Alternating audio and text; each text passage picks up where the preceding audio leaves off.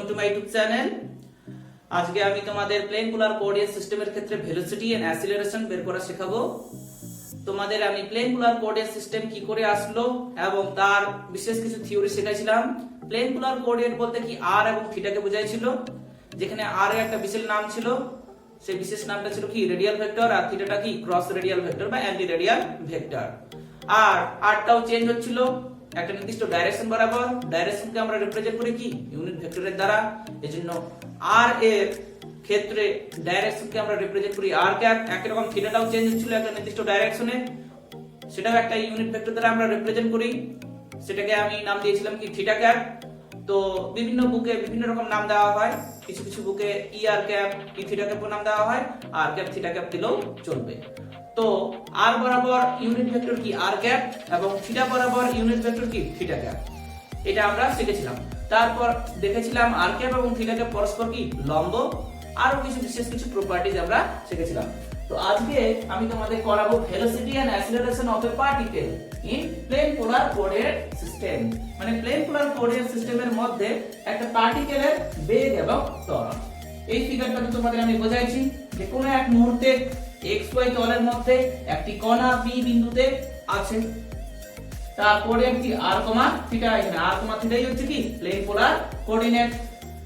r এর direction কি এই বরাবর, সেটা কি r ক্যাপ। থিটার ডাইরেকশন এই বরাবর, সেটা কি থিটা ক্যাপ। আর এখানে পজিশন ভেক্টর কি r ভেক্টর। তোমরা এই জিনিসটাও শিখেছো, r ভেক্টর মানে হচ্ছে কি r ক্যাপ। কারণ যে কোনো ভেক্টর মানে কি তার একটা সার্টেন ম্যাগনিটিউড থাকবে এবং ডাইরেকশন থাকবে। তো r ভেক্টর মানে কি r ক্যাপ।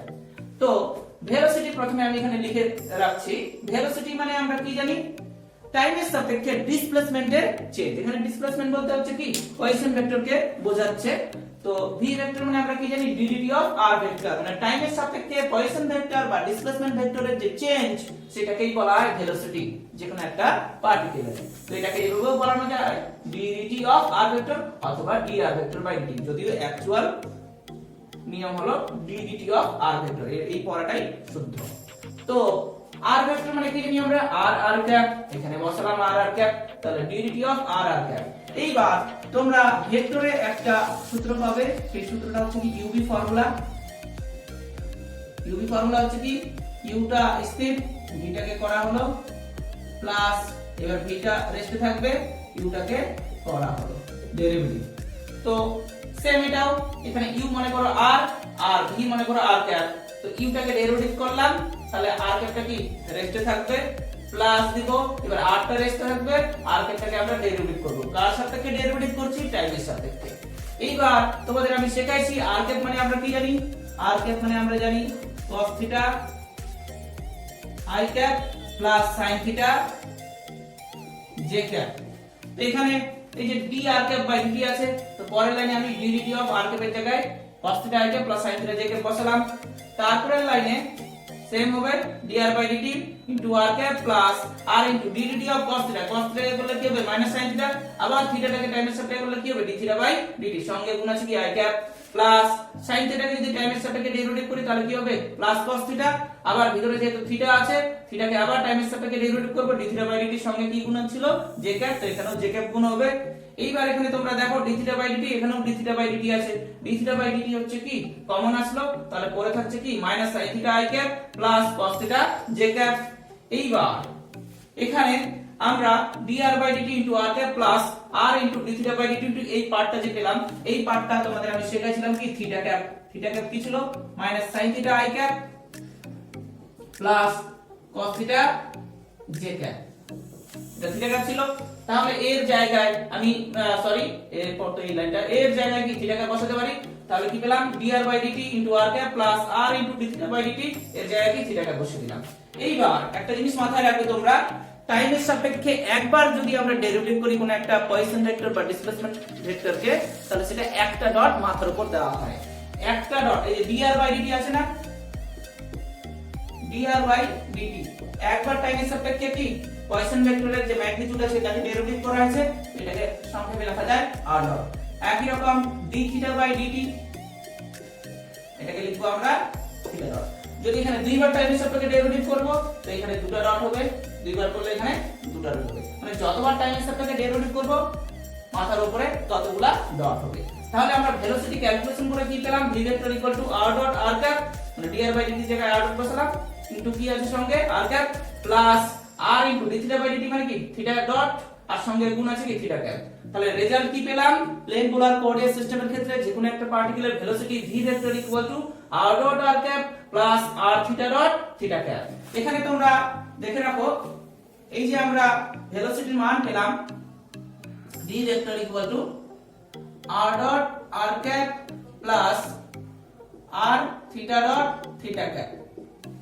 তো প্রথম কথা, এখানে r ক্যাপের সঙ্গে গুণ আছে r ডট, আর থিটা ক্যাপের সঙ্গে গুণ আছে কি r থিটা ডট।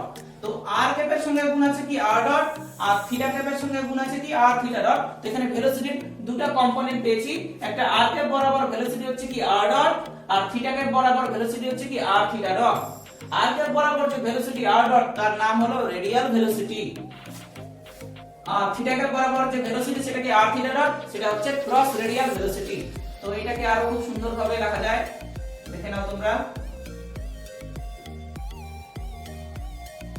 এই যে আমরা রেজাল্ট পেলাম, এই r ডটটাকে আমরা v সাফিক্স r নাম দিতে পারি, কারণ রেডিয়াল ভেলোসিটির সঙ্গে কি গুণ আছে r cap plus r theta ডটটা হচ্ছে কি বললাম ক্রস রেডিয়াল ভেলোসিটি, থিটা বরাবর ভেলোসিটি, সেটা v সাফিক্স থিটা নাম দিলাম, সঙ্গে কি গুণ আছে থিটা ক্যাপ।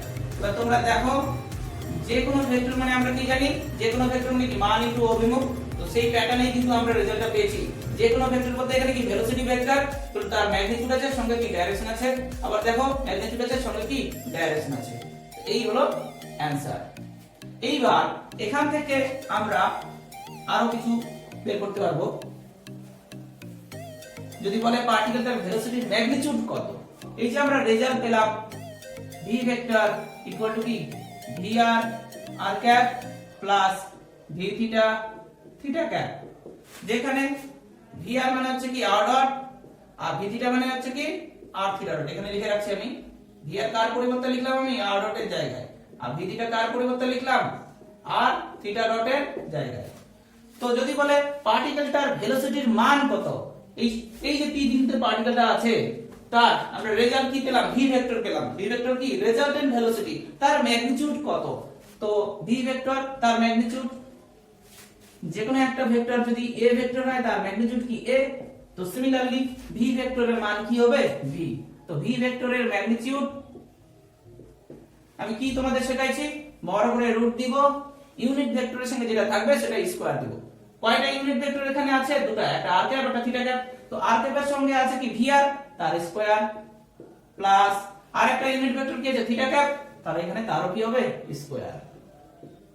তাহলে এটা রেজাল্টেন্ট আমরা কি ভেলোসিটির ম্যাগনিটিউড পেয়ে গেলাম কি v √r ক্যাপের সঙ্গে যেটা থাকবে তার স্কয়ার প্লাস থিটা ক্যাপের সঙ্গে যেটা থাকবে তার স্কয়ার। তোমরা i cap j cap k ক্যাপের শিখেছো, ওটা যেরকম এটাও সেরকমই।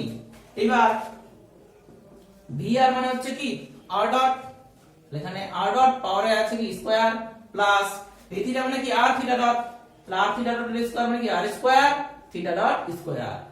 এই আমরা প্লেন পোলার কোঅর্ডিনেট সিস্টেমের ক্ষেত্রে যে কোনো একটা পার্টিকেলের ভেলোসিটির ম্যাগনিটিউডের ফর্মুলা পেলাম, যেটা সেন্ট্রাল ফোর্স সিস্টেম নামে একটা চ্যাপ্টার আছে, পরের সপ্তাহে আমি তোমাদের পড়াবো। তো সেখানে এই টপিকটা কাজে লাগবে। তাহলে প্লেন পোলার কোঅর্ডিনেট সিস্টেমের ক্ষেত্রে ভেলোসিটির ম্যাগনিটিউড কি পেলাম, v √r dot square plus r square theta dot square.